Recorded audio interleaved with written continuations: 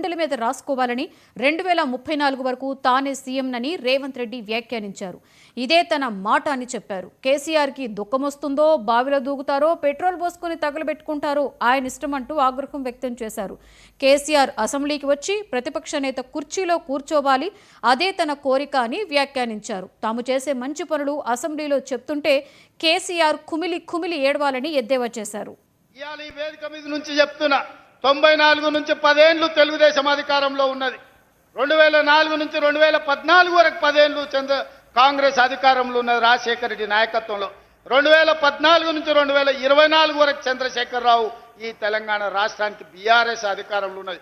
2024 నుంచి 2034 వరకు రాసుకో చంద్రశేఖరరావు, నీ డైరీలో కాదు నీ గుండెల్లో రాసుకో, నీ కొడుకు గుండె మీద రాయి.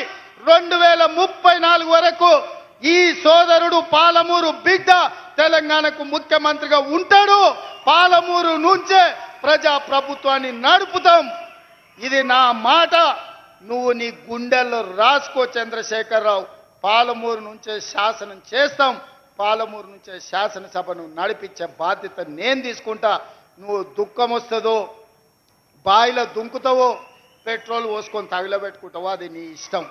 కాకపోతే నా కోరిక ఒక్కటే, నువ్వు అసెంబ్లీకి రావాలి, అపోజిషన్లో కూర్చోవాలి, మేము చేసే మంచి పనులు చెప్తుంటే నువ్వు కుమిలి కుమిలి ఏడవాలి. అందుకే నేను అసెంబ్లీకి పిలుస్తున్నా. సీఎం